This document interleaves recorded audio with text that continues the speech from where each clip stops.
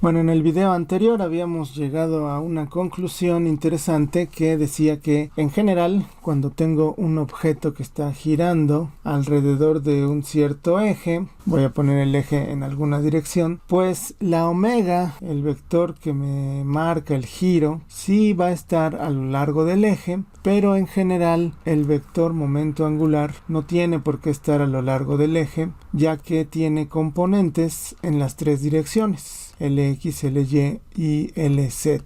Y habíamos visto que la componente Lx era menos la suma de m por x por z por omega, y la componente Ly era similar y en general no eran cero. Vamos a analizar más esta situación. Como podemos ver, la Lx y la Ly son proporcionales a omega, o sea que son iguales a algo multiplicado por omega. Este algo, esto que está aquí, lo vamos a expresar en términos de algo que se llama productos de inercia. Voy a expresar la Lx como esta constante de proporcionalidad que ahora voy a escribir así y que es x respecto del eje z. Aquí para simplificar las cosas, voy a poner este como el eje z, como antes. Y la Ly es algo que aquí voy a llamar Iyz, es la constante de proporcionalidad multiplicada por omega. Aquí me falta la omega. Esto es lo mismo que esto, solamente estoy llamando Ixz a todo esto de acá, y estoy llamando Iyz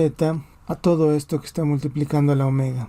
Estos dos coeficientes son llamados productos de inercia del cuerpo. La Ixz nos dice la componente x del vector L cuando la omega está en la dirección z. Y lo mismo para esto, ¿no? Esta nos dice cuál es la componente y del vector L cuando la omega está alineada en el eje z. En ese sentido vamos a adaptar nuestra notación para llamar al momento de inercia alrededor del eje z. Ahora en vez de ponerlo como Iz, pues lo vamos a poner Izz.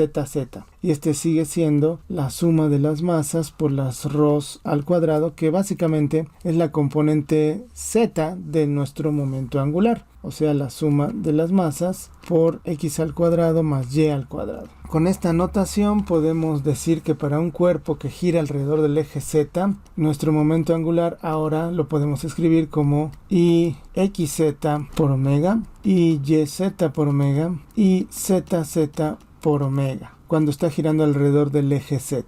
Y bueno, para terminar, en general no van a coincidir los ejes de giro con la dirección de nuestro momento angular, ¿no? El eje de giro puede estar por acá y nuestro momento angular puede estar apuntando en alguna otra dirección, pero cuando sucede el caso que nos gustaría analizar primero, en el que sí coinciden, cuando este vector momento angular sí está a lo largo del eje, entonces voy a llamar a este el eje principal. Cuando eso pasa, este eje se llama eje principal. Aquí lo puse a lo largo del eje z, ¿no? Pero, por ejemplo, podríamos poner un eje aquí, podríamos girar nuestro objeto alrededor de ese eje, y si nuestro momento angular coincide con ese eje, en particular, este va a ser un eje principal.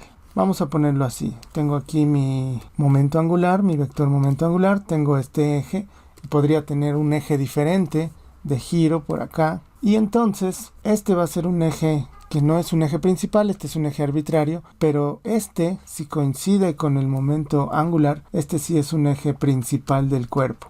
Y bueno, sin dar una prueba, hay un resultado que nos va a servir, que dice que para cualquier cuerpo, en general, si está girando alrededor de un punto dado, siempre va a haber un sistema de ejes principales ortogonal, o sea, siempre va a haber tres ejes principales mutuamente perpendiculares, porque estamos en tres dimensiones, entonces siempre voy a poder ser capaz de encontrar otros dos ejes, y estos ángulos entre estos ejes son de 90 grados. De todas maneras, tenemos que aprender a tratar con una rotación alrededor de cualquier eje, pero siempre va a ser útil encontrar estos ejes principales para analizar el movimiento.